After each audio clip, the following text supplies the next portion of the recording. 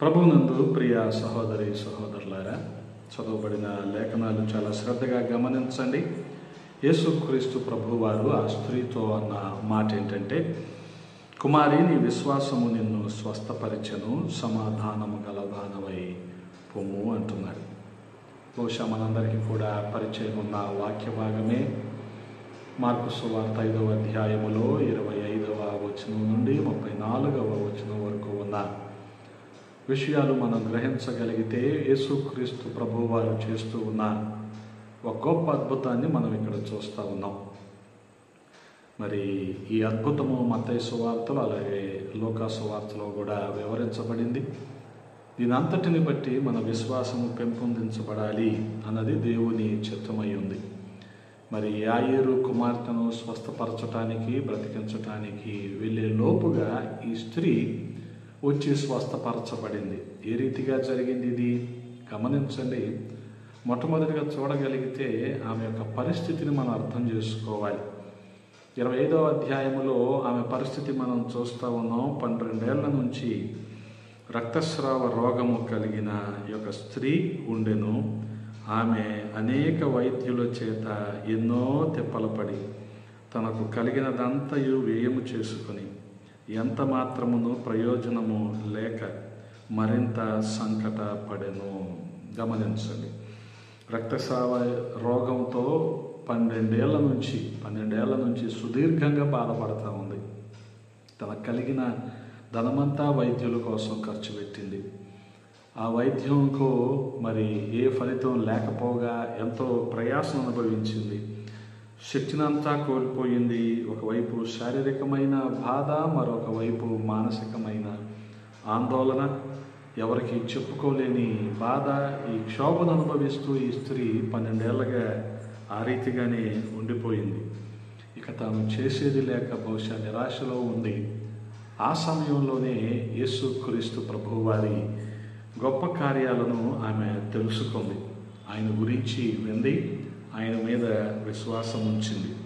27వ వచనంలో మనం చూడగలిగితే ఆమె యేసును గూర్చి విని, నేను ఆయన వస్త్రములు మాత్రము ముట్టిన బాగుపడుననుకొని జనసమూహములో ఆయన వెనుకకు వచ్చి ఆయన వస్త్రమును ముట్టెను. హల్లెలూయా! ఆయన వస్త్రాన్ని ముట్టుకుంది. గమనించండి, యేసుక్రీస్తు ప్రభువారి గురించి వినటం మాత్రమే కాదు, ఆయన యందు విశ్వాసం ఉంచింది.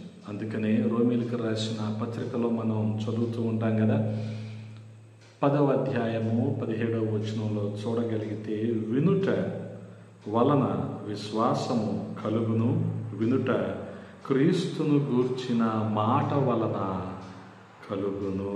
హల్లెలూయా! మరి తన జీవితంలో కూడా అదే జరిగింది. యేసుక్రీస్తు ప్రభువారిని గురించి వింది. వీరు చెప్పుకోవటం, ఆయన అద్భుతాలు చేస్తున్నాడని, ఆయన అనేకులను స్వస్థపరుస్తున్నాడని, ఆయన రోగులను బాగు చేస్తున్నాడని, దయ్యాలను ఆయన వెళ్ళగొడుతున్నాడని, ఎన్నో సూచక క్రియలు ఆయన చేస్తూ ఉన్నాడని, అలాగే దేవుని రాజ్యం గురించి ఆయన బోధిస్తూ ఉన్నాడని విని దేవుని యందు విశ్వాసం ఉంచింది.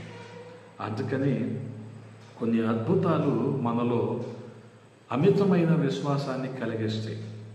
ఈ విశ్వాసాన్ని ఎవరు కూడా కదిలించలేరు. అటువంటి విశ్వాసాన్ని కలిగిస్తాయి. అలాగే ఈమె బహుశా చూడలేదు కానీ వింది అంతే. విన్న మాటలను బట్టి, వీరు చెప్పుకుంటున్న మాటలను బట్టి వింది, దేవుని మీద విశ్వాసం ఉంచింది. అంతే, ఖచ్చితంగా నేను స్వస్థపరచబడాలి అంటే దేవుని దగ్గరికి నేను వెళ్ళాలి అని నిశ్చయించుకుంది. ఇంతకాలం ఆమె చేసిన పని ఏంటంటే, అనేక మంది వైద్యుల దగ్గరకు వెళ్ళి తనకున్న ధనమంతా ఖర్చు పెట్టింది. కానీ ఇప్పుడు ఆమె వినటం మాత్రమే కాదు, విశ్వాసం ఉంచి ఆమె తీసుకున్న నిర్ణయం ఏంటంటే, నేను యేసుక్రీస్తు ప్రభు వారి దగ్గరికి వెళ్ళాలి అని. హల్లెలూయా! కాబట్టి ప్రియ సహోదరి సహోదరులారా, చూడగలిగితే ఆమె అనుకున్నదే తడువుగా తన విశ్వాసాన్ని మరి ఇక్కడ ఆపాదించి చూసింది. విశ్వాసం ఉండటం వేరు, విశ్వాసాన్ని మనం ఆపాదించటం వేరు. ఆ విశ్వాసాన్ని ఎప్పుడైతే మనం ప్రయోగం చేస్తామో, ఆ విశ్వాసాన్ని అమలు చేస్తామో, అప్పుడు ఖచ్చితంగా అద్భుత కార్యాలు మన జీవితంలో చూడగలుగుతాం. నోటి మాటగా మాకు విశ్వాసం ఉంది, మేము నమ్ముతున్నాం అంటే సరిపోదు. ఆ విశ్వాసం మనం అమలు చేయటం అంటే, ఇక్కడ ఈ స్త్రీ చేసిన విధానం చూడండి. వింది యేసుక్రీస్తు ప్రభువారి గురించి 27వ వచనంలో, విని విశ్వసించింది. విశ్వసించటం మాత్రమేనా, ఆయన వస్త్రాలు ముట్టుకుంటే చాలు నేను బాగుపడిపోతాను అనుకొని జనసమూహంలో ఆయన వెనుకకు వచ్చి ఆయన వస్త్రాన్ని ముట్టుకున్నట్టుగా మనం చూస్తూ ఉన్నాం.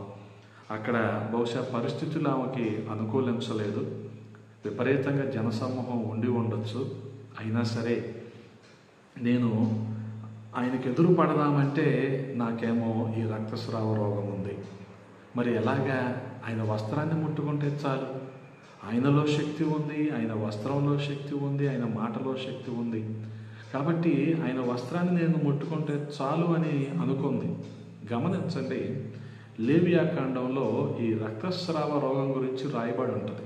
ఈ రక్తస్రావ రోగము పాపానికి సూచనగా కనపడుతూ ఉంది. ఎవరైనా ఇటువంటి రోగం బారిన పడినప్పుడు వారు సమాజానికి చాలా దూరంగా ఉండాలి, సమాజానికి వెలుపల ఉండాలి, మనుషుల్లో కలవటానికి వీల్లేదు.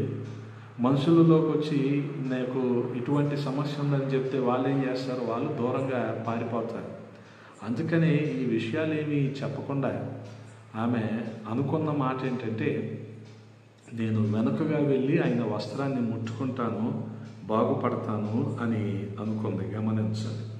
అందుకని చూడగలిగితే ఆ 29వ వచనంలో, వెంటనే ఆమె రక్తధార కట్టెను. గమనించండి, 12 ఏళ్ళగా జరగని ఒక అద్భుతం యేసుక్రీస్తు ప్రభువు వారి వస్త్రపు చెంగును ముట్టుకోగానే, ఆయన వస్త్రాన్ని ముట్టగానే ఈమెకు అద్భుతం జరిగింది. అదేంటంటే ఆమె రక్తధార కట్టబడినట్లుగా మనం చూస్తాం. రక్తధార కట్టెను గనుక తన శరీరములోని ఆ బాధ నివారణ అయినదని గ్రహించుకొనెను. వెంటనే యేసు తనలో నుండి ప్రభావము బయలు వెళ్ళెనని తనలో తాను గ్రహించి జనసమూహము వైపు తిరిగి, నా వస్త్రములు ముట్టినదెవరని అడగగా, ఆయన శిష్యులు ఏమంటున్నారు, జనసమూహము నీ మీద పడుచుండుట చూచుచున్నావు కదా, నన్ను ముట్టినదెవడని అడుగుచున్నావా అనిరి. ఆ కార్యము చేసిన ఆమెను కనుగొనవలెనని ఆయన చుట్టూ చూచినప్పుడు ఆ స్త్రీ తనకు జరిగినది ఎరిగి భయపడి వణుకుతూ వచ్చి ఆయన ఎదుట సాగిలపడి తన సంగతి అంతయు ఆయనతో చెప్పెను. గమనించండి, వాస్తవానికి అద్భుతాన్ని చూశాక తన జీవితంలో ఈ స్త్రీ ఆయన ఆరాధించటం ప్రారంభించింది. అందుకనే నాకేదో జరిగింది, అద్భుతం, నాకు ఈ సమస్య తీరిపోయింది, నాకు ఇన్ని సంవత్సరాలుగా సమాధానం లేకుండా చేసిన ఈ రక్తధార కట్టింది, కాబట్టి ఇంక నేను వెళ్ళిపోవచ్చని వెళ్ళిపోయిందా? లేదు. గమనించండి, ఆమె వణుకుతూ వచ్చి ఆరాధనా భావంతో ఆయన దగ్గర నిలవబడింది. ఆయన కూడా, కుమారి, నీ విశ్వాసము నిన్ను స్వస్థపరిచింది అన్నాడే కానీ నన్ను ఎందుకు ముట్టుకున్నావు అని ఆయన అడగలేదు. దీన్ని బట్టి మనం అర్థం చేసుకోవాలి, ప్రియ సహోదరి సహోదరులారా, మనుషులతో చెప్పుకోలేని బాధలు ఉండొచ్చు, సమాధానం లేని పరిస్థితులు ఉండొచ్చు, అనారోగ్య పరిస్థితులు ఉండొచ్చు, దాని కారణంగా ధనమంతా నువ్వు ఖర్చు పెడుతూ ఉండొచ్చు. ఇవి మనుషులకు చెప్పుకోలేని పరిస్థితులు కాబట్టి నువ్వు దేవునితో చెప్పుకో. ఆయన నిన్ను విడిచిపెట్టేవాడు కాదు, నిన్ను తోసివేసేవాడు కాదు. ఆ విశ్వాసంతో ఆయన దగ్గరికి రా, ఖచ్చితంగా అద్భుతాలు చూస్తాం. 1 కాదు, 2 కాదు, 12 సంవత్సరాల నుంచి ఈ స్త్రీ ఈ రోగంతో బాధపడుతూ ఉంది. కానీ తన విశ్వాసాన్ని ఎప్పుడైతే అమలు చేసిందో ఆ విశ్వాసానికి తగిన ఫలాన్ని ఆమె పొందుకుంది. హల్లెలూయా. కాబట్టి ఇటువంటి దిక్కుతోచని పరిస్థితుల్లో ఉన్న ప్రతి వ్యక్తికి కూడా ఒక పరిష్కారం ఉంది, అదే యేసుక్రీస్తు ప్రభువారు. హల్లెలూయా. అటువంటి విశ్వాసాన్ని మనము కలిగి ఉండాలి. ఆ విశ్వాసానికి తగిన ఫలాన్ని మనము చూస్తాము. అటువంటి కృపను ఆ దేవాది దేవుడు మనందరికీ దయచేయునుగాక. ఆమేన్.